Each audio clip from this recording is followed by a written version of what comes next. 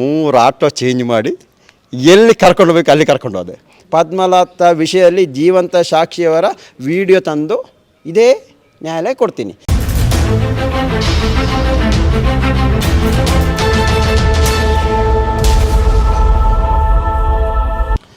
Sir 3/3/2025 ಬೆಳಗ್ಗೆ ಜಾವ ನಾನು ದಾವಣಗೆರೆಗೆ ಹೋಗಬೇಕಿತ್ತು. ಅಂದರೆ ಈ ಸೌಜನ್ಯ ವಿಷಯ ಈ ಹೋರಾಟದಲ್ಲಿ ಒಂದು ಠಾಣೆಗೆ ಸ್ಟೇಟ್ಮೆಂಟ್ ಕೊಡಬೇಕಿತ್ತು, ಅದಕ್ಕೆ ಹೋಗ್ತಾ ಇದ್ದೆ.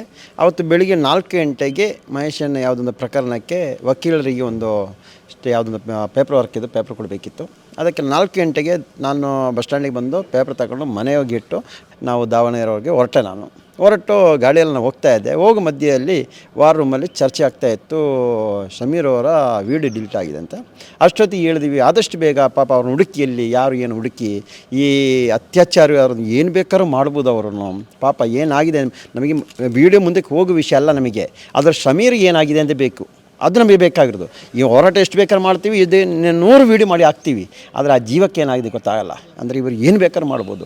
ಸೌಜನ್ಯ ಒಂದು ಹೆಣ್ಮಗಳನ್ನ ಯಾವ ರೀತಿಯ ಕ್ರೂರಿಗಳು ಸಾಯಿಸ್ತಾರೆ, ಅದೇ ರೀತಿ ಸಾಯಿಸ್ತಾರೆ ಗೊತ್ತಾಗಬೇಕಲ್ಲ ಸರ್, ಅದಕ್ಕೆ ಹುಡುಕಿ ಅಂತೇಳಿ. ಅಷ್ಟೊತ್ತಿಗೆ 10:30 ಹೊತ್ತಿಗೆ ನಾವು ತುಮಕೂರು ತಲುಪಿದ್ರೆ ಅದರೊಳಗೆ ನಂಬರ್ ಬಂತು. ಅಷ್ಟೊತ್ತಿಗೆ ನಾವು ನಮ್ಮ ಹೋರಾಟಗಾರರು ಮಹೇಶನ್ನ, ಗಿರೀಶನ್ನ, ಮೋಹಿತ್ ವಕೀಲರಿಗೆ ಆದಷ್ಟು ಕೊಟ್ಟು ಎಲ್ಲರೂ ಹಾಕಿಬಿಟ್ಟು ಮಾತಾಡಿಸಿ ಈ ಕಡೆ ಸರ್ ವೀಡಿಯೋ ಹಾಕ್ಬೋದು ಲಾಸ್ಟ್ ಧೈರ್ಯ ಕೊಟ್ಟಿವಿ.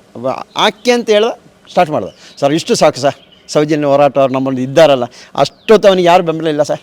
ಬರೀ ಫೋನಲ್ಲಿ ಮಾತಾಡಿದ್ದು ಮನೆಗೆ ಹೋಗಿದ್ರೆ? ಫೋನಲ್ಲಿ ಮಾತಾಡಿದ್ವಿ. ಅದು ನಾನು ಹೇಳಿದೆ, ನಾನು ದಾವಣಗೆರೆ ಹೋಗ್ತಾ ಇದ್ದೀನಿ, ಒಂದು ಗಿರೀಶ್ ಸರ್ ನಿಮ್ಮನ್ನು ಒಂದು ಮೀಟ್ ಮಾಡ್ತಾರೆ, 100% ಸರ್ ಇದ್ರೆ ಸಾಕು ಸರ್ ಅಂತ ಹೇಳ್ದೆ. ಆದರೆ ಅವತ್ತೆಲ್ಲ ತುಂಬ ಕರೆ ಬರ್ತಾಯಿತ್ತಂತೆ. ಆದರೆ ನಾನು ಯಾವುದಕ್ಕೂ ತಲೆ ಕೆಡಿಸ್ಬೇಡಿ, ನಕಲಿ ಪೇಜ್ ಮುಖಾಂತರ ನಿಮಗೆ 100,000 ಬರ್ಬೋದು, ಅದು ನಕಲಿ, ಯಾವುದು ಜೀವಂತವಾಗಿರುವುದಲ್ಲ ಅಂತ ಹೇಳಿದೆ. ನಾವು ಇದನ್ನೆಲ್ಲ ಅನುಭವಿಸ್ತಾ ಇದ್ದೀವಿ, ತಾಳ್ಮೆಯಿಂದ ಅನುಭವಿಸ್ಕೊಂಡು ಬಂದಿದ್ದೀವಿ. ನೀವು ಯಾವುದಕ್ಕೂ ತಲೆ ಕೆಡಿಸ್ಬೇಡಿ, ವೀಡಿಯೋ ಆನ್ ಮಾಡಿ ನಮ್ಮ ಗಿರೀಶ್ ಸರ್ ನಿಮ್ಮನ್ನು ಮೀಟ್ ಆಗಿಯೇ ಆಗ್ತಾರೆ ಅಂತ ಹೇಳೋದು. ಅಷ್ಟೊಂದು ಮಹೇಶನ್ನು ಮಾತಾಡೋದು, ನಿಮಗೆ ಕಾನೂನು ಸಲಹೆ ಬೇಕಾ ನೋಡಿ ಮೋಯ್ತಾ ಅವ ಲೈನಿಗೆ ಹಾಕಿದ, ನಾವು ಲೈನಲ್ಲಿ ಹಾಕಿ ಗೊತ್ತು ಮಾತಾಡಿ ಧೈರ್ಯ ತುಂಬಿಸೆ, ಖುಷಿ ಆಯಿತು. ಆಮೇಲೆ ನಾನು ದಾವಣಗೆರೆ ಹೋಗುವಾಗಲೂ ಮಹೇಶ ನಾನು ಒಂದು ಅರ್ಧ ಗಂಟೆ 1 ಗಂಟೆ ಫೋನ್ ಮಾಡಿ ಮಾತಾಡ್ತೀವಿ, ಧೈರ್ಯ ಕೊಟ್ಟಿದ್ದೀವಿ. ಆದರೂ ಮಧ್ಯದಲ್ಲಿ ಪಾಪ ಭಯ ಆಗ್ತಾಯಿತ್ತು, ಸರ್ ನಾನು ನನ್ನ ಊರು ಬಳ್ಳಾರಿ ಹೋಗ್ಬಿಡ್ತೀನಿ ಅಂತ ಹೇಳ್ದೆ. ಯಾವುದೇ ಕಾರಣಕ್ಕೂ ನೀವು ಬೆಂಗಳೂರಲ್ಲಿರೋದು, ಬನ್ನೇರೇಟಲ್ಲಿ ಇರೋದು, ಜಿಗಣಿಯಲ್ಲಿ, ಯಾವುದೇ ಕಾರಣಕ್ಕೂ ನೀವು ಹೋಗಬೇಡಿ ಪ್ಲೀಸ್, ನಾನು 100% ಇವತ್ತೇ ಬರ್ತೀನಿ ಅಂತ ಹೇಳಿ. ಅಲ್ಲ, ಇವನಿಗೆ ಬೆದರಿಕೆ ಕರೆಗಳು ಬರ್ತಾಯಿತ್ತು ಅಂತ, ಇವನಿಗೆ ಭಯ ಆಯಿತು. ಅವರಿಗೆ ಪಾಪ ಅವನಿಗೆ ಗೊತ್ತೇ ಇಲ್ಲ ಇದೊಂದು ಅವನ ಲೆಕ್ಕಾಚಾರ ಪ್ರಕಾರವಾಗಿ ಒಂದು 2 lakh ವ್ಯೂ ಆಗ್ಬೋದು ಒಂದು ಮಾತ್ರ ಇದ್ದದ್ದು. ಮತ್ತು ಆ ವಿಡಿಯೋ ಅಷ್ಟೆಲ್ಲ ಏನೋ ನಿಮ್ಮ ಮಾಧ್ಯಮದಲ್ಲಿ ನಿಮ್ಮ ಯೂಟ್ಯೂಬಲ್ಲಿರುವಂಥ ಡಿಟೇಲ್ನೆಲ್ಲ ತೆಗೆದು ಮಾಡಿರೋದು ಪಾಪ ಅವನಲ್ಲ, ಸಮೀರಲ್ಲ, ಹಿಂದೂ ಹುಡುಗ ಮಾಡಿಕೊಟ್ಟಿರೋದು. ಮಂಜು ಅಂತ ಹೇಳುವ ಹಿಂದೂ ಹುಡುಗನೇ ಇದೆಲ್ಲ ಮಾಡಿಕೊಟ್ರು. ಸರ್ ಇಷ್ಟೆಲ್ಲ ಆಗ್ತಾಯಿದೆ ಅಂತ ನಾವೊಂದು ವೀಡಿಯೋ ಮಾಡೋಣ, ನಮಗೆ ಹೆಣ್ಮಗ್ಳಿಗೆ ನ್ಯಾಯ ಕೊಡಿಸೋಣ ಅಂತ ಅವರೇ ಆ ಟೀಮಾಗಿ ಮಾತಾಡಿರೋದು. ಅದು ಮುಸ್ಲಿಮ್ಸ್ ಟೀಮ್ ಮಾತಾಡಿರೋದಲ್ಲ, ಇವನೇ ಯಾರ ಮಂಜು ತಂದು ಕೊಟ್ಟು ಇವರು ಮಾತಾಡಿರೋದು ಸರ್. ಅದು ಹೇಳಲಿಕ್ಕೆ ಕಾರಣ ಅಂತ ಹೇಳಿದ್ರೆ, ಈ ಸಮೀರು 17 ಗಂಟೆ ನನ್ನೊಟ್ಟಿಗೆ ಇದ್ದ. ನಮ್ಮ ಹೋರಾಟಗಾರರಿಗೆ ಗೊತ್ತಿರಲಿಲ್ಲ, ಯಾರಿಗೂ ಗೊತ್ತಿರಲಿಲ್ಲ. 17 ಗಂಟೆ ನಾನು ರಕ್ಷಣೆ ಮಾಡಿದೆ. ಅದು ಪೊಲೀಸರು ಬಂದ ಮೇಲೆ ಆ ಹಿಂದೆ ಅದಕ್ಕಿಂತ ಮುಂಚೆ ಬಳ್ಳಾರಿಗೆ ಹೋಗ್ತೀನಿ ಅನ್ನುವಂಥ ವಿಚಾರ, ಬಳ್ಳಾರಿಗೆ ಹೋಗ್ತೀನಿ ಅಂತ ಹೇಳಿದ್ರು ಸರ್. ಅವಿಗೆ ಬೇಡ ಅಂತ ಹೇಳಿದೆ. ನಾನು ಹೇಳಿದೆ ಆದಷ್ಟು ಬೇಗ ಬರ್ತೀನಿ ಅಂತೇಳಿ ನಾನು ದಾವಣಗೆರೆಯಿಂದ ಅವತ್ತೇ ಬಸ್ ಹತ್ತಿ ಬೆಂಗಳೂರಿಗೆ ಬಂದೆ. ಮಾರನೇ ಫೋನ್ ಮಾಡಿದೆ, ಅವಾಗ ಗಿರೀಶನಿಗೆ ಫೋನ್ ಮಾಡಿದ್ವಿ. ನಾವು ಎಲ್ಲರೂ ಒಂದು ಒಳ್ಳೆ ರೀತಿಯಲ್ಲಿ ಸಂಪರ್ಕದಿದ್ದು, ನಮಗೆ ಇಷ್ಟು ಗಂಟೆಗೆ ನೀವು ಬನ್ನಿ, ನಮ್ಮ ಇವಾಗ ವಕೀಲರಿದ್ದಲ್ಲ ಅಲ್ಲಿಗೆ ಬನ್ನಿ ಅಂತ, ಧನಂಜಯ ಪ್ಯಾಲೇಸಿಗೆ ಬನ್ನಿ ಅಂತ ಹೇಳಿದ್ರು. ಸರಿ ಬರ್ತೀನಿ ಅಂತ ಹೇಳಿದ್ರು. ಆ 1 ಗಂಟೆ ಹೊತ್ತಿಗೆ ಹೇಳಿದ್ರು, ಇಲ್ಲ ಇನ್ನೂ ಅವರ ಪೇಪರ್ ವರ್ಕ್ ಆಗಿಲ್ಲ, 8 ಗಂಟೆ ಬನ್ನಿ ಅಂತ ಹೇಳಿದ್ರು. ಅಷ್ಟೊತ್ತಿಗೆ ಮತ್ತೆ ಅವನಿಗೆ ಭಯ ಆಗ್ತಾಯಿತ್ತು. ನಾವು ಮಹೇಶನ್ನ, ಗಿರೀಶನ್ನ, ಮೋಹಿತ್ ಸರು ಕರೆ ಮಾಡಿ ಮಾತಾಡ್ತಾ ಇದ್ದೀವಿ. ಅವಾಗ ಹೇಳಿದೆ, ಸರ್ ಯಾರನ್ನಾದ್ರೂ ಕಳಿಸಿಕೊಡಿ ಸರ್, ನನಗೊಂದು ಸಪೋರ್ಟಿಗೆ ಭಯ ಆಗ್ತಾಯಿದೆ ಅಂತ ಹೇಳಿ. ಅಷ್ಟು ನಾನು ಹೇಳಿದೆ, ಯಾರನ್ನ ಕಳಿಸೋ ವಿಷಯ ಏನಿಲ್ಲ, ನಾವು 10 ವರ್ಷ ಮಾಡೋ ಕೆಲಸ ನೀವು 1 ಗಂಟೆ ಮಾಡಿದಾನೆ, ಅವಳನ್ನ ರಕ್ಷಣೆ ಮಾಡೋದು ನಮ್ಮ ಕರ್ತವ್ಯ, ನಾನೇ ಹೋಗ್ತಾ ಇದ್ದೀನಿ ಅಂತ ಹೇಳಿದೆ. ಅಲ್ಲಿಂದ ಹೋದೆ. ಅಲ್ಲಿ ಹೋಗೋತ್ತಿಗೆ ಗಿರೀಶನ ಒಂದು ಕಡೆ ಬಂದು ಎಂಟ್ರಾದರು, ನಾವು ಇದ್ದೀವಿ ಅಂತೇಳಿ. ಗಿರೀಶನ ಎಂಟ್ರಾಗಿ ಮನೆಯೊಳಗೆ ಕೂತಿದ್ದೀವಿ, ಏನೋ ಮಾತುಕತೆ ಮಾಡ್ತಾಯಿದ್ರು. ಅಷ್ಟು 4-5 ಪೊಲೀಸರು ಏಕಾಏಕಿ ನುಗ್ಗಿ ಬಂದರು ಸರ್. ಏಕಾಏಕಿ ನುಗ್ಗಿ ಬಂದಿದ್ದಾರೆ, ಮನೆ ಹೋಗಿ ಲಾಕ್ ಆಗ್ತಾ ಇದ್ದಾರೆ, ಮನೆಯಿಂದ ಹೊರಗೆ ಬಿಡ್ತಾ ಇಲ್ಲ. ಮನೆಗೆ ಲಾಕ್ ಹಾಕಿದ್ರು ಒಳಗಡೆ? ಹೌದು, ಒಳಗೆ ಕೂತು ಒಳಗಿಂದ ಯಾರನ್ನು ಹೊರಗೆ ಬಿಡ್ತಾ ಇಲ್ಲ. ಅಷ್ಟೊತ್ತಿಗೆ ನಾನು ಕೆಳಗೆ ಹೋದೆ. ಅಷ್ಟೊತ್ತಿಗೆ ಫೋನ್ ಮಾಡಿದೆ, ಬಂದರು, ನನ್ನ ಕರ್ಕೊಂಡು ಹೋದರು. ನೋಡಿದರೆ ನನಗೂ ಗೊತ್ತಿಲ್ಲ ಗಿರೀಶನ ಬಂದಿರಂತೆ. ಗಿರೀಶನ ಬಂದಿದ್ದಾರೆ, ಎಲ್ಲರೂ ಇದ್ದಾರೆ. ಮಾತಾಡಿದ್ವಿ. ಏನೇ ಮಾಡಿದ್ರು ಸಮೀರ್ನ ಹೊರಗೆ ಬಿಡ್ತಾ ಇಲ್ಲ. ಬಳ್ಳಾರಿಯಿಂದ ಬರ್ತಾ ಇದ್ದಾರೆ ಇನ್ಸ್ಪೆಕ್ಟ್ರು, ಕರ್ಕೊಂಡು ಹೋಗ್ಲಿಕ್ಕೆ. ನಾವು ಒಳಗಡೆ ಇದ್ದೆ, ಇದೆಲ್ಲ ನೋಡ್ತಾ ಇದ್ದೆ. ಗಿರೀಶ್ ಅವರು ಒಳಗಡೆ ಇದ್ದಾರೆ. ಆವಾಗ ಗಿರೀಶ್ ಅವರು SP ಆಗಿ ಮಾತಾಡಿ, ಗಿರೀಶ್ ಅವರು ಮತ್ತು ನಮ್ಮ ಇನ್ನೊಬ್ಬರು ಮೇಡಮ್ ಇದ್ದಾರೆ, ಚಿತ್ರವರು, ಆ ಮೇಡಮ್ ಅವರು SP ಮಾತಾಡಿ, ನೀವು ಯಾವ ಆಧಾರ ಮೇಲೆ ಕಳಿಸ್ತೀರಾ, ಏನೋ ಜಗಳ ಆಗ್ತಾ ಇದೆಯಾ, ಕೂಮು ಗಲಭೆ ಎಲ್ಲ ಆಗಿದೆಯಾ, ಸುಮೋಟೋ ಕೇಸ್ ತಗೊಳ್ತಾ ಇದ್ದೀರಲ್ಲ, ಇದಕ್ಕಿಂತ ಹೆಚ್ಚು ಎಷ್ಟೊಂದು ನಡೀತಾ ಇದೆ, ನಿಮಗೆ ತಗೊಳ್ತಾ ಇಲ್ಲ. ಇದಕ್ಕಿಂತ ಇಷ್ಟೊಂದು ಇದು ಇಂಟ್ರೆಸ್ಟ್ ಆಗಿ ತಗೊಂಡ್ರು, ಇಲ್ಲ ಅವ್ರನ್ನ ಕರ್ಕೊಂಡು ಬರಬೇಕಂತ. ಅವರ ಉದ್ದೇಶ ಒಂದೇ, ಒಂದು FIR ಹಾಕಿ ಇಲ್ಲಿಂದ ಶಮೀರ್ನ ಅಲ್ಲಿ ಕರ್ಕೊಂಡು ಹೋಗೋದು, ಅದು ಡಿಲೀಟ್ ಮಾಡಿಸೋದು. ಒಂದನೇದು ಡಿಲೀಟ್ ಮಾಡಿದೆ, ಅಲ್ಲಿ ಕತೆ ಮುಗಿಯಿತು. ತಿರ್ಗಾ ನೋಡಿ, ಶಮೀರ್ ಹಾಕಿದ ವೀಡಿಯೋವನ್ನು ಡಿಲೀಟ್ ಮಾಡಿಸ್ತೀವಿ, ಇನ್ನು ಉಳಿದವರ ಮೇಲೆ ಪ್ರಕರಣ ದಾಖಲಾಗೋದು, ಎಲ್ಲರೂ ಬಂದ್ ಮಾಡಿ. ಈ ಉದ್ದೇಶ ಇತ್ತು ಸರ್. ಆ ಮಂಜುನಾಥ ಸ್ವಾಮಿ ಅಣ್ಣಪ್ಪ ಸ್ವಾಮಿ ಹೇಳ್ತಾ ಇದ್ದೀವಿ, ಇವತ್ತು ನಾವು ಹೇಳ್ತಾ ಇದ್ದೀವಿ, ಅಣ್ಣಪ್ಪ ಸ್ವಾಮಿ ಮಂಜುನಾಥ ಸ್ವಾಮಿ ಸೌಜನ್ಯ ಶಕ್ತಿ ಅಂತ ಹೇಳ್ತೀವಿ, ಅದೇ ಆಗಿರೋದಲ್ಲಿ. ಇಲ್ಲಾಂದರೆ ಗಿರೀಶನಲ್ಲಿ ಬರಲಿಕ್ಕಿಲ್ಲ, ನಾವು ಬರಲಿಕ್ಕಿಲ್ಲ. ಆ ಪೊಲೀಸರು ಆ ಟೈಮ್ಸ್ ನೋಡಿ, ಏನು 10 ನಿಮಿಷ ಹೆಚ್ಚಿಮಿ ಸರ್. ಅವ್ರು ಬಂದರೆ ಅಷ್ಟೊತ್ತಿಗೆ ನಮ್ಮ ವಕೀಲರು ಕೇಳಿದ್ರು, ನೀವು ಯಾವ ಆಧಾರ ಮೇಲೆ ಬಂದಿದ್ದೀರಾ, ಎಲ್ಲಿ ಏನೋ ನೋಟಿಸ್ ಇದೆಯಾ, ಕೋರ್ಟಾದೇಶ ಇದೆಯಾ, FIR ಆಗಿದೆ, ಇದ್ಯಾವುದೂ ಇಲ್ಲ, ಏನೂ ಇಲ್ಲ. FIR ಆಗಿದೆ ಅಂತ ಪತ್ರ ಹಿಡ್ಕೊಂಡು ಬರ್ತಾರಂತೆ ಪೊಲೀಸರು. ಎಲ್ಲಿಂದ? ಬಳ್ಳಾರಿಯಿಂದ. ಸರ್ ಬರ್ತಾ ಇದ್ದೀವಿ. ಅದು ಅಲ್ಲ, ಅವರಿಗೆ ಈಗ ಉಪವಾಸ ಸಮಯ, ಮತ್ತು ಅಲ್ಲಿ ಹೆಣ್ಣು ಮಕ್ಕಳಿದ್ದರು. ಗಿರೀಶ್ ನೋಡಿ, ಈ ಮನೇಲಿ ಇರೋದು ಆಗಲ್ಲ, ಇದು ಸರಿ ಇರಲ್ಲ. ಅವರ ರೀತಿಯಲ್ಲಿ ಅವರ ಒಂದು ಪೊಲೀಸ್ ವ್ಯವಸ್ಥೆಯನ್ನು ಕಾಪಾಡೋ ರೀತಿಯಲ್ಲಿ, ಯಾರಿಗೂ ತೊಂದರೆ ಆಗದ ರೀತಿಯಲ್ಲಿ ಮಾತಾಡಿದ್ರು. ಲಾಸ್ಟ್ ಇದಕ್ಕೆಲ್ಲ ಎಲ್ಲರೂ ಸ್ಪಂದನೆ ಮಾಡಿ ಹೊರಗೆ ಬರ್ತಾ ಇರುವಾಗ ಕಾರ್ ನೋಡಿದ್ರೆ, ಕಾರಲ್ಲಿ ಪೊಲೀಸರು ಕೂರಲ್ಲ, ಪೊಲೀಸರು ನಾನೇ ಡ್ರೈವಿಂಗ್ ಮಾಡ್ತೀನಿ ಅಂತ. ಎಷ್ಟು ಭಯ ನೋಡಿ. ಲಾಸ್ಟಿಗೆ ಪೊಲೀಸರೇ ಗಾಡಿಯನ್ನು, ಅವರ ಕಾರನ್ನು ಡ್ರೈವಿಂಗ್ ಮಾಡಿ ಅವ್ರನ್ನ ಕಾರಲ್ಲಿ ಕೂರಿಸಿ, ಗಿರೀಶನ್ನು ಕೂರಿಸಿ, ಲಾಸ್ಟಿಗೆ ಮುಂದೊಂದು ಕಾರ್ ಪೊಲೀಸ್, ಇನ್ನೊಂದು ಕಾರ್ ಪೊಲೀಸ್. ಏನು ಸರ್ ಇದು? ರಾತ್ರಿ ಇವನು ಕೊಲೆ ಮಾಡಿದಾನ ಸರ್? ಅದು ಕಡೆಗೆ ಏನು ಒಪ್ಕೊಂಡ್ರು? ಅಲ್ಲ, ಪೊಲೀಸರು ಬಂದು ನೋಟಿಸ್ ಕೊಟ್ಟರು, ಅದು FIR ಕಾಪಿನೂ ಇಲ್ಲ, ನೋಟಿಸ್ ಕೊಟ್ಟು ಹಾಜರಾಗಬೇಕಂತ. ಸರ್ ಯಾವುದೇ ಒಂದು ಪ್ರಕರಣ ಏನಕ್ಕೆ ಅಂತ ಇಲ್ಲ, ಅಲ್ಲ ಜಾಲತಾಣದಲ್ಲಿ ಒಂದು ವಿಡಿಯೋ ವೈರಲ್ ಆಗಿದೆ ಅಂತೆ. ಸರಿ, ಹಂಗಾರೆ ಅಲ್ಲಿಂದ ಸ್ಟೇಟ್ಮೆಂಟ್ ತಗೊಳ್ಬೋದಿತ್ತಲ್ಲ, ಅವರಿಗೆ ಏನಂತ ಕೇಳ್ಬೋದಿತ್ತಲ್ಲ, ಅದನ್ನು ಹಿಡ್ಕೊಂಡು ಹೋಗ್ಬೋದಿತ್ತಲ್ಲ. ಇಲ್ಲ, ಶಮೀರ್ ಬರಲೇಬೇಕು. ಗಿರೀಶನ ಮಾತಾಡಿ ಲಾಸ್ಟ್ SP ಎಲ್ಲ ಮಾತಾಡಿ ಹೇಳಿದ್ರು, ಇಲ್ಲ ನೋಡಿ ನಾಳೆ ಕರ್ಕೊಂಡು ಬರ್ತೀವಿ, 100% ಕರ್ಕೊಂಡು ಬರ್ತೀನಿ ಅಂತ ಮಾತು ಕೊಟ್ಟರು. ಆ ಮಾತು ಕೊಟ್ಟ ನಂತರ ನಮ್ಮ ವಕೀಲರು ಹೇಳಿದ್ರು, ಇವರೇ ಗಿರೀಶನಿಗೆ ಜ್ವರ ಇಲ್ಲ ಸರ್, ನೀವು ಹೇಳಿದಂಗೆ ನಮ್ಮ ಆಫೀಸಿಗೆ ಬಂದಿದ್ದೀವಿ, ನಾವು ಆ ಥರ ಕಳಿಸ್ಲಿಕ್ಕೆ ಆಗಲ್ಲ ಅಂತ ಹೇಳಿದ್ರು. ಅವರು ಪೊಲೀಸ್ ರೀತಿಯಲ್ಲಿ ಆಯ್ತು ಕರ್ಕೊಂಡು ಬರ್ತೀವಿ, ಇವರು ಆಗೋದೇ ಇಲ್ಲ ಅಂತ ಹೇಳಿದ್ರು. ಲಾಸ್ಟಿಗೆ ಇವರು ಸರಿ ಓಕೆ, ಪೊಲೀಸರಿಗೆ ಗಿರೀಶನ್ ಹೇಳಿದ್ರು, ನೋಡಿ ಒಂದು ವಿಷಯ ಮಾಡಿ, ನಾಳೆ ಒಂದು 12 ಗಂಟೆಗೆ ಬಿಟ್ಟು 4 ಗಂಟೆಗೆ ನಾವು ಅಲ್ಲಿ ಬಂದು ಸ್ಟೇಟ್ಮೆಂಟ್ ಕೊಡ್ತೀವಿ ಅಂತ. ಅಷ್ಟಾದ್ರೆ ಸ್ವಲ್ಪ ವೀಡಿಯೋ ಓಡಲಿ ಅಂತ ಇವರು ಡಿಸೈಡ್ ಮಾಡಿದ್ರು. ಅಲ್ಲಿಂದ ರಾತ್ರಿ 1 ಗಂಟೆ ಆಯಿತು. ಗಿರೀಶನ್ನ ಅಲ್ಲೇ ಲೈವ್ ಬಂದಿರೋದು. ಆವಾಗಲೇ ಲೈವ್ ಇಟ್ಟರು, ನಾನೇ ಆ ಕ್ಯಾಮ್ರಲ್ಲಿ ಇಟ್ಕೊಂಡ್ರು, ವೀಡಿಯೋ ಎಲ್ಲ ಮಾಡಿದ್ರು ನಾನೇ. ಅವರಿಬ್ಬರು ಕೂತು ಲೈವ್ ಮಾಡ್ರು. ಆ ನಂತರ 1 ಗಂಟೆ ಆಯಿತು. 1 ಗಂಟೆ ಆಗಿ ನಾನು ಹೊರಟೆ. ನನಗೂ ಏನೋ ಡೌಟ್ ಆಯಿತು, ಇಷ್ಟೆಲ್ಲ ಹೋರಾಟ ಮಾಡ್ತಾಯಿದ್ದೀವಿ, ಒಂದು ಕಡೆಯಿಂದ ನಮ್ಮ ಅನುಭವ ಗೊತ್ತಲ್ಲ, 5-6 ಕಡೆ ಅಟ್ಯಾಕ್ ಮಾಡ್ತಾ ಇರೋದು, ಮತ್ತು ಇವರ ಕ್ರಿಮಿನಲ್ ಬುದ್ಧಿ, ಗಿರೀಶನ್ ನೋಡಿ ಒಂದು ಕಡೆಯಿಂದ, ಮತ್ತು ಪೊಲೀಸರು ಗೊತ್ತು ನನಗೆ, ಪೊಲೀಸರು ಯಾವ ರೀತಿ ನಾನು ಅನುಭವಿಸ್ತೀನಿ, ಪೊಲೀಸರು ವರ್ಷದೆಲ್ಲ ಅನುಭವಿಸಿ ಈ ಒಂದು ಫೀಲ್ಡಿಗೆ ಇಲ್ಲಿ ಬಂದಿರೋದು. ನನಗೇನು ಸರಿಯಾಗಿಲ್ಲ, ನಾನು ಗಿರೀಶನಿಗೆ ಸರಿ ಹೋಗ್ತೀನಿ ಸರ್ ಅಂತ ಗಿರೀಶನಿಗೆ ಹೇಳಿದೆ, ಹುಡುಗನ ಕರ್ಕೊಂಡು ಹೋಗ್ತೀನಿ ಅಂತ ಹೇಳಿದೆ. ಕರ್ಕೊಂಡು ಹೋದೆ ರಾತ್ರಿ ನನ್ನ ಮನೆಗೆ ಹೋದೆ. ಮೊಬೈಲೆಲ್ಲ ಸ್ವಿಚ್ ಆಫ್ ಮಾಡಿಬಿಟ್ಟೆ ನಾನು, ಅವರು ಮುಟ್ಟಿಸಿಲ್ಲ ಮೊಬೈಲು. ಬೆಳಿಗ್ಗೆ 6 ಗಂಟೆಗೆ ಮೊಬೈಲ್ ಆನ್ ಆಯ್ತು ಅವನು. ಅಷ್ಟೊಂದಿಗೆ ಬಂದು ಹೇಳ್ದ 6 ಗಂಟೆಗೆ, ಸರ್ ಮೊಬೈಲ್ ಅವನು ಏನು ಮಾಡೋದು ಅಂತ ಬಾಯಿ ಬೀಳ್ತಾ ಇದ್ದ. ತಲೆ ಕೆಡಿಸ್ಬೇಡಿ, ನಿಮ್ಮನ್ನು ನೀವೇನು ಕೊಲೆ ಮಾಡಿಲ್ಲ, ಜೈಲಿಗೆ ಹಾಕುವಂಥ ದೊಡ್ಡ ಪ್ರಕರಣ ಅಲ್ಲ ಇದು, ಆದರೆ ಅವರ ಉದ್ದೇಶ ಏನಂತ ಹೇಳಿ ಡಿಲೀಟ್ ಮಾಡಬೇಕು. ನೀವು ಯಾಕೆ ಅವನ ಮನೆಗೆ ಕರ್ಕೊಂಡು ಸರ್? ನನಗೆ ಗೊತ್ತು ಸರ್ ಇವರ ಕುತಂತ್ರ ಬುದ್ಧಿ, ಪೊಲೀಸರದಂತಲ್ಲ, ಇವರು ಮಾಡ್ತಾರೆ, ಧರ್ಮಸ್ಥಳ ಮಾಡ್ತಾರೆ, ಇವರ ಕುತಂತ್ರ ಬುದ್ಧಿ ಗೊತ್ತು ನನಗೆ, ಏನು ಮಾಡ್ತಾರಂತ. ಪೊಲೀಸರು ಯೋಚನೆ ಮಾಡಬೇಕಿತ್ತು, 100% ಯೋಚನೆ ಮಾಡಬೇಕಿತ್ತು. ಮೇಲಿಂದ ಯಾರೋ ಆದೇಶ ಮಾಡಿದಂತೆ ಮಾಡಿದರೆ ಕೆಲಸ ಹೋಗೋದು ಯಾರ್ದು ಸರ್? ಆ ಬಂದವ್ರದ್ದು ಹೋಗಲೇಬೇಕು. ಸತ್ಯ ಹೇಳೋದಾದ್ರೆ ಮೊನ್ನೆ ಮನೆಗೆ ನುಗ್ಗಿದವರ ಕೆಲಸನೂ ಹೋಗ್ತಾಯಿತ್ತು, ಬಳ್ಳಾರಿದು ಬಂದವರ ಕೆಲಸ ಹೋಗ್ತಾಯಿತ್ತು, ತುಂಬ ಎಫೆಕ್ಟ್ ಆಗ್ತಾಯಿತ್ತು. ಆದರೆ ಆ ಇಲಾಖೆಯಲ್ಲಿ ನಮ್ಮವರು ಇದ್ದದಕ್ಕೆ ಆ ಒಂದು ಮೇಂಟೈನ್ ಮಾಡಿದ್ರು ಅಷ್ಟೇ. ಏನೋ ಅವರು ಅದರಲ್ಲಿ ಅವ್ರು ಹೇಳ್ತಾರೆ, ನಾನೊಂದು ಊಟ ಅದರಲ್ಲಿ ಮಾಡಿದ್ದೀನಿ ಅಂತೇಳಿ ಆ ಒಂದರಲ್ಲಿ ನಾವು ಅವರಿಗೆ ಸಹಕಾರ ಕೊಟ್ಟು ನಮ್ಮಷ್ಟಿಗೆ ನಾವೆಲ್ಲ ಹೇಳ್ದು ಮೇಂಟೈನ್ ಮಾಡ್ಕೊಂಡು ಹೋಗಿದ್ದೀವಿ. ಆದರೆ ಪಾಪ ಅವ್ರಿಗೊಂದು ಬೇಜಾರಾಗಿರ್ಬೋದು, ಮಾರನೇ ಕರ್ಕೊಂಡು ಹೋಗಿಲ್ಲ ಅಂತ. ಆದರೆ ನಾನು ಹೇಳ್ತಾ ಇದ್ದೀನಿ ನೋಡಿ, ಗೊತ್ತಿತ್ತು 100% ನೋಡಿ. 6 ಗಂಟೆಗೆ ತಿರುಗಾ ಏನಾಯ್ತು, 6 ಗಂಟೆಗೆ ಬಂತು, ಫೋನ್ ಆಯಿತು. ಅಷ್ಟೊಂದು ಭಯ ಬಿದ್ದವ, ತುಂಬ ಭಯ ಬಿದ್ದಿದ್ದ. ಸರಿ, ನಾನು ಹೇಳಿದೆ, ಬನ್ನಿ 1 ಗಂಟೆ ನಿದ್ದೆ ಮಾಡ್ಕೊಳ್ಳಿ ಅಂತ ಹೇಳಿದೆ. ನನಗೊಂದು 3-4 ದಿನ ನಿದ್ದೆ ಇರಲಿಲ್ಲ. ಅವನಿಗೆ ಮಾಡ್ಕೊಳ್ಳಿ ಪರವಾಗಿಲ್ಲ, ಏನಾಗಲ್ಲ ಅಂತ. 7:30 ಎದ್ದೆ. ತಿರುಗಿ ಮನೆಯಲ್ಲಿ ತಿಂಡಿ ಎಲ್ಲ ಮಾಡಿಟ್ರು. ಅದು ಮನೆಯವ್ರಿಗೆ ಯಾರಿಗೂ ಗೊತ್ತಿಲ್ಲ, ನಾನು ಇವನ ಮನೆಗೆ ಕರ್ಕೊಂಡು ಬರ್ತಾಯಿದ್ದ ವಿಷಯ ಯಾರಿಗೂ ಗೊತ್ತಿರಲಿಲ್ಲ. ಅಲ್ಲಿಂದ ನಾನು ನೇರವಾಗಿ ಕಾರಲ್ಲಿ ಕರ್ಕೊಂಡು ಹೋದೆ. ಹೋಗೋ ದಾರಿಯಲ್ಲೂ ಪಾಪ ಭಯದಲ್ಲಿ ಒಂದು ಬುಲೆಟಿಗೆ ಟಾಯ್ದೆ ಕಾರು. ಈ ಇವನು ಸಮೀರ ಓಡಿಸ್ತಾ ಇದ್ದ, ಕಾರ್ದಾಗಿ ಬುಲೆಟು ಕೆಳಬಿತ್ತು. ಅಷ್ಟೊತ್ತಿಗೆ ನಾನು ಮತ್ತು ಇನ್ನೊಬ್ಬ ಫ್ರೆಂಡ್ ಇದ್ದ, ಹೋಗಿ ಎತ್ತಿ ಹಿಡಿದು ಅವನಿಗೆಲ್ಲ ವಿವರಣೆ ಹೇಳಿ ನಂಬರ್ ಕೊಟ್ಟು, ಏನೇ ಇದ್ದರೂ ಸರ್ ನಮಗೆ ಹೆಲ್ಪ್ ಮಾಡ್ತೀವಿ, ಏನೂ ತೊಂದರೆ ಬೇಜಾರು ಮಾಡಬೇಡಿ ಅಂತೇಳಿ ನಾವು ಯಾವುದೊಂದು ವಿಷಯದಲ್ಲಿ ಹೋಗ್ತಾ ಇದ್ದೀವಿ ಅಂತ ಸಮೀರ್ ಹೇಳಿ ಸರ್ ನಾನು ನಿಂತವ ಅದಕ್ಕೋಸ್ಕರ ಅಂತ. ಆವಾಗ ಅವನಿಗೆ ಅಷ್ಟು ಫ್ಲ್ಯಾಶ್ ಆಗಿಲ್ಲ ಆ ಬುಲೆಟ್ನವನಿಗೂ. ಅಲ್ಲಿ ತೊಟ್ಟು ಏನು ನಂಬರ್ ಕೊಟ್ಟು ಬಂದರೆ ಇನ್ನು ಸಾಯಂಕಾಲ ಫೋನ್ ಮಾಡಿದ, ಸರ್ ನನ್ನ ಗಾಡಿ ಸಣ್ಣ ಇದಾಗಿರೋದು ಅಷ್ಟೇ, ಆದರೆ ನಾನು ಅಷ್ಟೊಂದಿಗೆ ನೆನೆಸಿಲ್ಲ ಸರ್, ಇವಾಗ ನಾನು ನೋಡ್ತಾ ಇದ್ದೀನಿ ಸರ್. ಅವೇನ ಇದು ಯಾರು ಸಮೀರ್ ಅಲ್ಲ, ಇವರು ಬಂದುಬಿಟ್ಟು ಇದಕ್ಕೆ ಹೋಗ್ತಾರೆ, 4 ಗನ್ಮ್ಯಾನ್ ಥರ ಎಲ್ಲ ಹೋಗ್ತಾರಲ್ಲ ಅವರು, ಬೌನ್ಸರ್ಸು. ಸರ್ ನೀವು ಎಲ್ಲಿ ಬೇಕಾದ್ರೆ ಕರಿ ಸರ್, ನಿಮಗೋಸ್ಕರ ನಾವು ಇದ್ದೀವಿ, ನಮ್ಮ ಟೀಮೇ ಇದ್ದೀವಿ, ನಾವು ಬರ್ತೀವಿ ಅಂತ ಅವನು ಫೋನ್ ಮಾಡಿ ಹೇಳ್ದ. ಸರಿ, ಅಲ್ಲಿಂದ ನ್ಯಾಯಾಲಯಕ್ಕೆ ಕರ್ಕೊಂಡು ಹೋದರೆ ಬೆಳಿಗ್ಗೆಯಿಂದ ಅವತ್ತೇ ಹೋಗ್ತಾ ಇರೋ ದಾರಿ ಅದು. ಆದರೆ ನಮ್ಮ ವಕೀಲರು ಹೇಳಿದ್ರು ಏನಂತೇಳಿ ಒಂದು 9-8 ಹೊತ್ತಿಗೆ ಬನ್ನಿ ಅಂತ ಹೇಳಿದ್ರು. ಹೌದು, ಆದರೆ ಅಲ್ಲಿ ಪಾಪ ಪೊಲೀಸರಿಗೆ ಗೊತ್ತಿಲ್ಲ ಈ ವಕೀಲರು ಏನು ಕೆಲಸ ಮಾಡ್ತಾ ಇರೋದಂತ.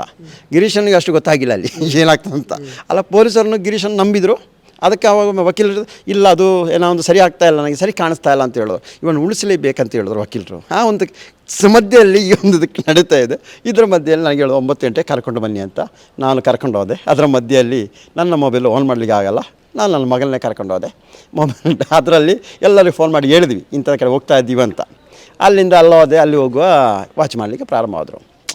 ಆನಂತರ ನಾನು ನ್ಯಾಯಾಲಯ ಒಳಗೆ ಹೋಗೋತ್ತಿಗೆ ಮತ್ತು 11 ಗಂಟೆಗೆ ಇವರು ಬಂದು ಅರ್ಜೆಂಟ್ ಬನ್ನಿ ಸೈನ್ ಮಾಡಲಿಕ್ಕೆ ಅಂತ ಹೊರಗೆ ಬಂದೆ. ಹೊರಗೆ ಬರುವಾಗ ನೋಡಿದರೆ ಅವರ ವಕೀಲರು ಇದ್ದಾರೆ, ನಾವು ಕೋರ್ಟಿಗೆ ಹೋಗ್ತಾ ಇರ್ತೀವಲ್ಲ ಮಹೇಶನ ಕೇಸಿಗೆ, ಅವರು ಬಂದು ನೋಡ್ತಾ ಇದ್ದಾರೆ. ಧರ್ಮಸ್ಥಳದ ವಕೀಲರು? ಧರ್ಮಸ್ಥಳ ಪರವಾಗಿ ವಕೀಲರಲ್ಲ.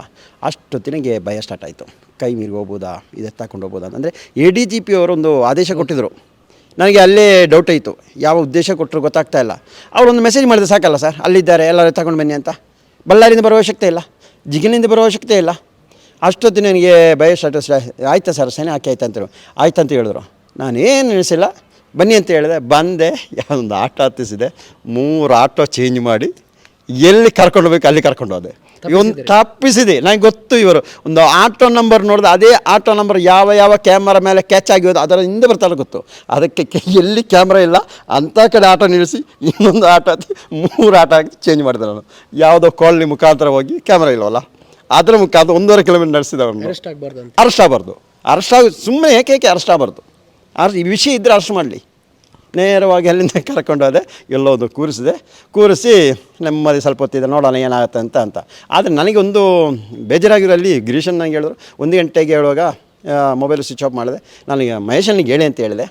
ಅವ್ರು ಪಾಪ ಫೋನ್ ಮಾಡಿದ್ರು 1 ಗಂಟೆ, ಅವರೇನು ಎತ್ತಲಿಕ್ಕೆ ಆಗಿಲ್ಲ. ತಿರ್ಗಿ 3 ಗಂಟೆಗೆ ಮಹೇಶನ ಫೋನ್ ಮಾಡೋಣ ಅಂತ ರಾತ್ರಿ ಇದು ಬೆಳಗಿನ ಜಾವ.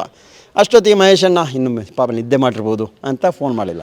ಅವ್ರ ಪಾಪ ಗಿರೀಶನ್ನ ಬಂದು ಮಲಗಿರೋದು 5 ಗಂಟೆ ಅಂತ ಮನೆಗೆ ಬಂದು ಮಲಗಿರೋದು. ಈ ಒಂದು ಸ್ವಲ್ಪ ಟೈಮ್ಸ್ ಹೆಚ್ಚು ಆಯಿತು. ನಾನು ಎಷ್ಟೇ ಮಹೇಶನಿಗೆ ಗಿರೀಶನ್ನ ಹೇಳಿರ್ಬೋದು ಅಂತ. ಮತ್ತು ಇಂಥ ಒಂದು ಕೆಲಸ ಮಾಡುವಾಗ ನನ್ನ ಪ್ರಕಾರವಾಗಿ ನನ್ನ ಹೆಂಡತಿಗೆಲ್ಲ ಇನ್ನೊಬ್ರಿಗೆ ಹೇಳ್ಕೋಬಾರ್ದು. ಅದು ಏನೇ ಬರಲಿ, ನಾವು ಹೆಂಗೂ ಇಳಿದಿರೋದು ನಮ್ಮ ಜೀವದ ಹಂಗೂ ತೊರೆದು ಬದುಕಿನ ಆಸೆ ಬಿಟ್ಟೇ ತೊರೆದಿರೋದು. ಮತ್ತಿನ್ನೇನು ನೋಡ್ಬೇಕು ಸರ್. ನಮ್ಮ ಮಹೇಶನ್ನು ಬೈತಾರೆ, ಇಲ್ಲ ಗಿರೀಶನ್ನು ಅದು ನಮ್ಮ ಒಂದು ಹೋರಾಟದಲ್ಲಿ ಒಂದು ಅದರಷ್ಟು ಸಂತೋಷ ಬೇರೆ ಇಲ್ಲ. ಬೈಯೋದು ಕೇಳಿಸ್ಕೊಳ್ಳೋದು ಬೇರೆ ಇಲ್ಲ. ಅದಕ್ಕೆ ನಾನು ತಲೆ ಕೆಡಿಸಿಲ್ಲ, ಒಂದು ಬೈಯುವುದಂತ ಎನಿಸಿದೆ. ಅಂದರೆ ನೀವು ಈಗ ಸಮೀರನ್ನು ಏನು ರಿಕ್ಷಾದಲ್ಲಿ ಕರ್ಕೊಂಡು ಹೋದ್ರಿ, ನ್ಯಾಯಾಲಯಕ್ಕೆ ಹೋದಾಗ ಅಲ್ಲಿ ಒಂದಷ್ಟು ಜನ ಧರ್ಮಸ್ಥಳದ ಪರವಾಗಿರುವಂಥ ವಕೀಲರು ಇದ್ದರು, ಅವರು ನೋಡ್ತಾ ಇದ್ರು. ಏನಾದರೂ ನೋಡಿ ಪೊಲೀಸರಿಗೆ ಇಂಟಿಮೇಷನ್ ಕೊಟ್ಟು ಇಲ್ಲಿಂದಲೇ ಸಮೀರನ್ನು ಬಂಧಿಸಬಹುದು ಅನ್ನುವಂಥ ವಿಚಾರವನ್ನು ತಿಳಿದು ನೀವು ಸಮೀರನ್ನು ಬೇರೆ ಒಂದು ಜಾಗಕ್ಕೆ ಕರ್ಕೊಂಡು ಹೋಗ್ತೀರಿ. ಆ ವಿಚಾರ ಸೌಜನ್ಯ ಹೋರಾಟಗಾರರಿಗೆ ಯಾರಿಗೂ ಹೇಳೋದಿಲ್ಲ. ಗಿರೀಶ್ ಮಟ್ಟನ್ ಅವರು, ಮಹೇಶ್ ಶೆಟ್ಟಿ ತಿಮ್ಮರಡಿ ಯಾರಿಗೂ ಕೂಡ ಹೇಳಿರೋದಿಲ್ಲ. ಯಾರಿಗೂ ಹೇಳಿಲ್ಲ. ಓಕೆ, ಏನು ಸರ್, ಇನ್ನೂ ಅಲ್ಲಿ ಬೆಂಕಿ ಆಗ್ತಾ ಇತ್ತಿಲ್ಲ ಅಂತಲ್ಲ, ಆ ನಂತರ ಗೊತ್ತಾಯಿತು ಬೆಂಕಿ ಆಗ್ತಾ ಇದೆ ಅಂತ. ಮಹೇಶನಿಗೆ ಹೇಳಿದ್ರೆ ಎಷ್ಟು ಬೆಂಕಿ ಆಗ್ತಾ ಇರಲ್ಲ. ಒಂದು ಕಡೆಯಿಂದ ಗಿರೀಶನಿಗೆ ಒಂದು ನಂಬಿಕೆ ಹೋಗ್ತಾ ಇದೆ, ನನಗೆ ಇವರೆಲ್ಲ ಸುಳ್ಳು ಹೇಳ್ತಾ ಇದ್ರು ಅಂತ. ಒಂದು ಕಡೆ ನಮ್ಮ ಮನೆಯವರಿಗೆ ಫೋನ್ ಇಲ್ಲ, ಅವ್ರು ನಿಮ್ಮೊಟ್ಟಿಗೆ ಇದ್ದಾರೆ, ಅಲ್ಲೇ ಇದ್ದಾರೆ ಅಂತ. ಮನೆಯವರು ಹೇಳಿ ಇಲ್ಲ, ನನಗೆ ಗೊತ್ತೇ ಇಲ್ಲ ಅಂತ. ಗೊತ್ತಾ, ಇಂಥ ಪ್ರೆಷರ್ ಬರುವಾಗ ನನ್ನ ಮನೆಯವರಿಗೆ ಗೊತ್ತಿದ್ದರು ನನಗೆ ಫೋನ್ ಮಾಡಿ ಹೇಳ್ತಾರೆ ಇಂಥದ್ದಾಗದೆ ಕಳಿಸ್ಕೊಡಿ ಅಂತ. ಇದು ಯಾವುದೂ ಆಗಬಾರ್ದೆಂಬ ಉದ್ದೇಶದಿಂದ ಕರ್ಕೊಂಡು ಹೋಗಿರೋದು ನಾನು. ಅದನ್ನು ಕೆಲವರೊಂದು ಸಲಹೆ, ನಾನು ಬೇರೊಂದು ಸಲಹೆ ಕೊಟ್ಟು ಈ ಥರ ಮಾಡಲೇಬೇಕಂತ ಹೇಳಿದ್ರು. ಅದೇ ರೀತಿ ಹೇಳಿದ್ರು. ಸಾಯಂಕಾಲ ಸುಪ್ರೀಂ ಕೋರ್ಟ್ ವಕೀಲರು ಹೇಳಿದ್ರು 100% ಅರೆಸ್ಟ್ ಆಗ್ಯಾತಂತ. ಹೌದು. ಆವಾಗ ಸಾಯಂಕಾಲ ನಾವು ಒಟ್ಟಿಗೆ ಊಟ ಮಾಡುವ ಸಮೀರ್ ಹತ್ರ ಕೂತು ಮಹೇಶನಿಗೆ ಹೇಳಿದೆ, ಮಹೇಶಣ್ಣ ಅರೆಸ್ಟ್ ಆಗ್ಬೋದು, ಇಲ್ಲ ಇವನು ತಪ್ಪಿಸಲೇಬೇಕು ಅಂತ ನಾನು ಹೇಳಿದೆ. ಅದಕ್ಕಷ್ಟು ನಾನೇ ಇವ್ರಿಗೆ ಯಾರಿಗೂ ಗೊತ್ತಿಲ್ಲ, ನಾನು ಬೇರೆ ಕಾರು ತರಿಸಿದೆ, ಒಟ್ಟಿಗೆ ಇದ್ದೀವಿ. ಅವ್ರು ಎಲ್ಲ ವ್ಯವಸ್ಥೆ ಮಾಡ್ತಾಯಿದ್ರು ಮಧ್ಯದಲ್ಲಿ. ಆದರೆ ಅಷ್ಟೊತ್ತಿಗೆ ಇವರು ರೂಮ್ ಮಾಡಿಕೊಟ್ಟು ಎಲ್ಲ ವ್ಯವಸ್ಥೆ ಮಾಡೋದು. ಅದರ ಗಿರೀಶನ್ನ ಮಾತ್ರ ಅವ್ರಿಗೆಲ್ಲ ಹೇಳೋದು ಅದು ಸತ್ಯ. ಆದರೆ ಇನ್ನು ಇವೇ ಹೇಳ್ತೀನಿ, ಅವರಿಗೆ ಪಾಪ ಇವತ್ತಿಗೂ ಪೊಲೀಸ್ ಇಲಾಖೆ ಮೇಲೆ ಗೌರವ ಇದೆ, ಅದನ್ನು ಉಳಿಸ್ತಾ ಇದ್ದಾರೆ. ಆದರೂ ಈ ಕೆಲಸ ನಮ್ಮ ಮಹೇಶನಿಗೆ ಗೊತ್ತಿಲ್ಲ, ನಮ್ಮ ಗಿರೀಶನಿಗೆ ಗೊತ್ತಿಲ್ಲ, ಯಾವ ಒಬ್ಬ ಗಾಡ್ರಿಗೆ ಗೊತ್ತಿಲ್ಲ. ಯಾವುದೋ ಒಂದು ಕಂಪ್ನಿಗೆ ಕರ್ಕೊಂಡೋದೆ, ಆ ಕಂಪ್ನಿಗೆ ಕರ್ಕೊಂಡು ಹೋಗಿರೋ ನನ್ನ ಫ್ರೆಂಡಿಗೂ ನನಗೆ 3 ಜನ ಗೊತ್ತಿದೆ. ಆ ನಂತರ ನಾನು ಮಧ್ಯಾಹ್ನ ಊಟ ತಂದವ, ನಾನು ಹೋಗಿಲ್ಲ, ಹೊರಗೆ ಹೋಗಿಲ್ಲ, ಊಟ ಮಾಡಿದ. ಅದು ಹೆಂಗೆ ಗೊತ್ತಿಲ್ಲ, ಚೈರಲ್ಲಿ ಕೂತೆ ಹಿಂಗೆ ನೋಡ್ತಾ ಇದ್ದೆ, ನಾವು ವೀಡಿಯೋ ಯಾವುದೋ ಅವನ್ನ ಇನ್ನೊಬ್ಬರು ಅಲ್ಲೇ ನಿದ್ದೆ ಮಾಡಿಬಿಟ್ಟು ನನಗೆ ಗೊತ್ತಾಗಿಲ್ಲ. ಅದು ಬೇಗ ಮಾಡೋದು ಅಲ್ಲ, ನನ್ನ ಆರೋಗ್ಯ ಹಿಡಿತ ಸಿಗ್ತಾ ಇಲ್ಲ, ಮನಸ್ಸು ಹೊಡ್ತಾ ಇದೆ, ಆರೋಗ್ಯ ನಿಂತಿಲ್ಲ. ಅಲ್ಲೇ ನಿದ್ದೆ ಮಾಡಿಬಿಟ್ಟೆ. ಎದ್ದು 5 ಗಂಟೆ ಅಷ್ಟೊತ್ತಿಗೆ ನಾನು ಮೆಲ್ಲ ಅವನು ಗಾಡಿ ತಗೊಂಡು ಇನ್ನೊಬ್ಬ ಫ್ರೆಂಡ್ ಹತ್ರ ಹೋದೆ. ಅಲ್ಲೋಗಿ ಅಲ್ಲಿಂದ ಮೋಹಿತರಿಗೆ ಫೋನ್ ಮಾಡಿದೆ, ಅವ್ರ ಹತ್ರ ನಂಬರ್ ಇತ್ತು, ಏನಾಗಿದೆ ಕೇಳೋ ಅಂತ. ಆ ನಂತರ ನಿಧಾನಕ್ಕೆ ಇಲ್ಲ ಏನಾಗಿಲ್ಲ, ಇದೆಲ್ಲ ಕ್ಲಿಯರ್ ಆಗಿದೆ ಅಂತ ಅಷ್ಟೇ. ಹೌದು, ಅಷ್ಟೊಂದು ಮಹೇಶನಿಗೆ ಮಾತಾಡಬೇಕು, ಬೇರೊಂದು ಮೊಬೈಲಿಂದ ಆ ಮಹೇಶನಿಗೆ ಫೋನ್ ಮಾಡಿಲ್ಲ, ಆ ಮೊಬೈಲಿಗೆ ಇನ್ನೊಂದು ಫ್ರೆಂಡಿಗೆ ಫೋನ್ ಮಾಡಿ ಅಲ್ಲಿಂದ ಮೊಬೈಲು ಕೊಟ್ಟು ಕಳಿಸ್ತೆ. ಅಷ್ಟೊಂದಿಗೆ ಬೈಲಿಗೆ ಸ್ಟಾರ್ಟ್ ಮಾಡ್ತಾರೆ ಮಹೇಶಣ್ಣ. ಅಂದರೆ ಬೆಂಕಿ ಆಗಿದೆ. ಅಂದರೆ ಅವರ ತಪ್ಪು, ನನ್ನ ತಪ್ಪು ನಂದು, ಆದರೆ ತಪ್ಪು ವಿಷಯ ಅಲ್ಲ ಅಲ್ಲಿ. ಅದೇ ನಮಗೆ ಅದನ್ನು ಉಳಿಸಬೇಕು, ಹೋರಾಟವನ್ನು ಇದನ್ನು ಈ ವಿಡಿಯೋ ಜೀವಂತವಾಗಿ ಇಳಿಸಬೇಕು, ಇದು ಉದ್ದೇಶ ನಮ್ಮದು. ಈ ಮಧ್ಯದಲ್ಲಿ ಅಯ್ಯೋ ಜೀವಕ್ಕೋಸ್ಕರ ನಾಳೆ ನಾವು ಇರಬೇಕಂತಲ್ಲ, ನಾವು ಇದಕ್ಕೆ ಹೋದರೂ ಪರವಾಗಿಲ್ಲ, ನನ್ನ ಚಿಂತೆ ಅಷ್ಟೇ, ನಾನು ಇವಾಗ ಹೋದರೂ ಪರವಾಗಿಲ್ಲ ಅಂತ ಈ ಚಿಂತೆಯಲ್ಲಿ ನಾನು ಕೆಲಸ ಮಾಡಿರೋದು. ಅದಲ್ಲ, ನೀವು ಮಾಡಿದ್ದು ಒಂದು ಲೆಕ್ಕದಲ್ಲಿ ಖಂಡಿತವಾಗ್ಲೂ ಒಳ್ಳೆಯದು. ಏನು ಅಂತ ಹೇಳಿದರೆ, ಒಂದು ವಿಚಾರದಲ್ಲಿ ಸಮೀರ್ ಏನಾದರೂ ಅರೆಸ್ಟ್ ಆಗ್ತಾ ಇದ್ದರೆ ಖಂಡಿತವಾಗ್ಲೂ ಕರ್ನಾಟಕದಾದ್ಯಂತ ಬೆಂಕಿ ಬೀಳ್ತಾ ಇತ್ತು. ಎಲ್ಲರೂ ಕೂಡ ಎಚ್ಚೆತ್ತುಕೊಂಡು ಈಗಾಗಲೇ ಟ್ರೋಲ್ಗಳು ಮತ್ತೊಂದು ಮಾಡ್ತಾ ಇದ್ದಾರೆ. We stand with this Sameer ಅಂತೇಳಿ ಹೇಳ್ತಾರೆ. ಮತ್ತೊಂದು ವಿಚಾರದಲ್ಲಿ ಒಂದು ವೇಳೆ ಸಮೀರನ್ನು ಅರೆಸ್ಟ್ ಮಾಡ್ತಾ ಇದ್ದರೆ ಕೋರ್ಟು ಯಾವ ರೀತಿ ಉಗೀತಾ ಇತ್ತು ಅನ್ನುವಂಥ ವಿಚಾರದಲ್ಲಿ ಯೋಚನೆ ಮಾಡಿ. ಯಾಕಂತೇಳಿದರೆ ಸಮೀರ್ಗೆ ಬೇಲ್ ಕೊಡುವಾಗಲೇ ಕೋರ್ಟ್ ಹೇಳಿದೆ, ನೀವು ನೋಟಿಸ್ ಕೊಡದೆ ಅವನನ್ನು ಎಫ್ ಐ ಆರ್ ಏನಾಗಿದೆ ಅದನ್ನು ಕೊಡದೆ ನೀವು ಅವನನ್ನು ಕರೆದಂಥದ್ದು ತಪ್ಪು. ಸ್ಟೇಷನ್ನಿಗೆ ಬರೀ ನೋಟಿಸ್ ಕೊಟ್ಟು ಅವನ ಮೇಲೆ ಏನೆಲ್ಲ ಎಫ್ ಐ ಆರ್ ಆಗಿದೆ ಅದನ್ನು ಕೊಡದೆ ನೀವು ಕರೆದಂಥದ್ದು ತಪ್ಪು ಅಂತೇಳಿ. ಅದರ ಮೇಲೂ ಒಂದು ವೇಳೆ ಅರೆಸ್ಟ್ ಮಾಡ್ತಾ ಇದ್ದರೆ, ಎಫ್ ಐ ಆರ್ ಕಾಪಿಯನ್ನು ತೋರಿಸದೆ ಬರೀ ನೋಟಿಸ್ ಕೊಟ್ಟು ಅರೆಸ್ಟ್ ಮಾಡ್ತಾ ಇದ್ದರೆ ಯಾವ ರೀತಿಯಾಗಿ ಆಗ್ತಾಯಿತ್ತು ನೆಕ್ಸ್ಟ್ ದಿನದಲ್ಲಿ. ಸೊ ಇದು ಕೂಡ ಒಂದು. ಮತ್ತು ನೀವು ತಪ್ಪಿಸಿದ್ದಕ್ಕೆ ಈಸಿಯಾಗಿ ಬೇಲ್ ಆಯಿತು, ಅರೆಸ್ಟ್ ಆಗುವಂಥದ್ದು ನಿಂತಿತ್ತು, ಎಲ್ಲನೂ ಕೂಡ ಸಲೀಸಾಗಿ ಹೋಯಿತು ಅಂತೇಳಿ. ಸರ್ ಇವಾಗ ಅರೆಸ್ಟ್ ಮಾಡಿ ವಿಡಿಯೋ ಡಿಲೀಟ್ ಆದ ನಂತರ ಏನೇ ಪ್ರೊಸೀಜರ್ ಅದ್ರ ಪ್ರಯೋಜನ ಇಲ್ವಲ್ಲ ಸರ್? ಇದೆಯಾ? ಏನೇ ಆಗಲಿ ಏನು ವ್ಯಾಲ್ಯೂ ಇಲ್ಲ. ಅವರಿಗೆ ಬೇಕಾಗಿದ್ದದ್ದು ವಿಡಿಯೋ ಒಂದೇ, ಬೇರೆ ಏನು. ಅದು ಬೆಳಿಗ್ಗೆ ಸಮೀರ್ ಊರು ಬಳ್ಳಾರಿ, ಅಲ್ಲಿ ಅವರ ಮಾವರಿಗೆ ಏನೋ ಫೋನ್ ಮಾಡಿ ಕೇಳಿದ್ರಂತೆ, ಠಾಣೆಗೆ ಹೋಗಿ ವಿಚಾರಿಸಿ ಎಫ್ ಐ ಆರ್ ಆಗಿದೆ, ಅದಕ್ಕೆ ವಕೀಲ ನೇಮಕ ಮಾಡಿ ಅಂತ. ಅವಾಗ ಅಲ್ಲಿಗೆ ಹೇಳಿರೋದಂತ ಎಲ್ಲ ಸಮೀರ್ ಬಂದರೆ ಸಾಕು, ವಿಡಿಯೋ ಒಂದು ಡಿಲೀಟ್ ಮಾಡಿ ಎಲ್ಲ ವಿಷಯ ಮುಗೀತಂತೆ. ಅಲ್ಲೂ ನಾವು ಎಲ್ಲ ಮಾಹಿತಿ ತಗೊಳ್ತಾ ಇದ್ದೀವಿ. ಇಷ್ಟು ಗೊತ್ತಿದ್ದು ನಾನು ಅಲ್ಲಿ ದಡ್ಡನಾದರೆ ಸರಿ ಅಲ್ವಲ್ಲ ಸರ್? ವಿಡಿಯೋಗಾಗಿ ಒದ್ದಾಡಿ, ವಿಡಿಯೋ ಒಂದಕ್ಕೆ ಮಾತ್ರ ಒದ್ದಾಡ್ತದ್ದು. ಏನಾದರೂ ಆ ಕಾವಾಂತನ ಜನ ಅಲ್ಲಿ ನಿಂತೆಲ್ಲ ನೋಡಿ ಅರೆಸ್ಟ್ ಮಾಡಿ ಇವನ್ನ ತಗೊಂಡು ವಿಡಿಯೋ ಡಿಲೀಟ್ ಮಾಡಿದರೆ ಇವತ್ತೇನಾಗ್ತಾಯಿತ್ತು? ಅದು ಆಲೋಚನೆ ಮಾಡಿ. ಅದಕ್ಕೆ ನಾನು ಮಹೇಶನಿಗೆ ಹೇಳಿದ್ರು, ನೀವು ಹೊಡೀರಿ ಬೈರಿ. ಗಿರೀಶನಿಗೆ ಅದನ್ನೇ ಹೇಳಿದೆ, ಎಲ್ಲದಕ್ಕೂ ಸೈ ನಾನು. ಅಂದರೆ ನಮ್ಮ ಹೋರಾಟ ಆ ರೀತಿಯಲ್ಲಿ, ಅವರು ಬೈದರೂ ಬೇಜಾರಿಲ್ಲ, ಇವರು ಹೊಡೆದ್ರೂ ಬೇಜಾರಿಲ್ಲ. ಈ ರೀತಿಯಲ್ಲಿ ಒಂದು ಹೊಂದಾಣಿಕೆಯಿಂದ ನಮ್ಮ ಒಂದು ವಾರ್ ರೂಮ್ ಗ್ರೂಪ್ ಮುಖಾಂತರವಾಗಿ ಸೌಜನ್ಯ ಹೋರಾಟ ಇದ್ದದಕ್ಕೆ ಇವತ್ತು ಈ ಮಟ್ಟಕ್ಕೆ ಬಂದರು. ಆ ವಕೀಲರು ಹೇಳಿದ್ರು, ₹1 ಕೊಡಬೇಡಿ, ₹1 ನೀವು ಕೊಡ್ತೀವಿ ಅಂತ ತಲೆ ಕೆಡಿಸ್ಬೇಡಿ, ನಾನೇ ಮಾಡಿಕೊಡ್ತೀನಿ ಅಂತ ಹೇಳೋ. ಅದು ಸಂತೋಷ. ಅದು ಅಣ್ಣಪ್ಪ ಸ್ವಾಮಿ ಮಂಜುರ ಸ್ವಾಮಿ ಶಕ್ತಿ, ಆ ಸೌಜನ್ಯ ಶಕ್ತಿ. ಸೊ ಇದಿಷ್ಟು ನಡೆದಿರೋ ಘಟನೆ. ಪದ್ಮಲತಾ ವಿಷಯದಲ್ಲಿ ಜೀವಂತ ಸಾಕ್ಷಿಯವರ ವಿಡಿಯೋ ತಂದು ಇದೇ ನ್ಯಾಯಾಲಯ ಕೊಡ್ತೀನಿ.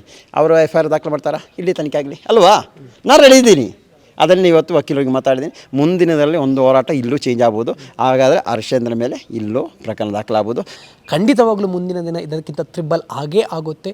ಎಲ್ಲರೂ ಕೂಡ ಈಗ ಮಾತಾಡೋಕ್ಕೆ ಶುರು ಮಾಡಿದ್ದಾರೆ. ನೀವು ಕೂಡ ಮಾತಾಡಬೇಕು. ಡೈವರ್ಟ್ ಮಾಡೋಕ್ಕೆ ಎಂಜಲು ಕಾಸಿನ ಹಣಕ್ಕೋಸ್ಕರ ಒಂದಷ್ಟು ವಿಡಿಯೋ ಮಾಡುವವರಿದ್ದಾರೆ. ಸೊ ಇದಕ್ಕೆ ಯಾರೂ ಕೂಡ ತಲೆ ಕೆಡಿಸಿಕೊಳ್ಳಬೇಡಿ ಅನ್ನುವಂಥ ವಿಚಾರದಲ್ಲಿ ಹೇಳೋಕೆ ನಾನು ಇಷ್ಟಪಡ್ತೇನೆ.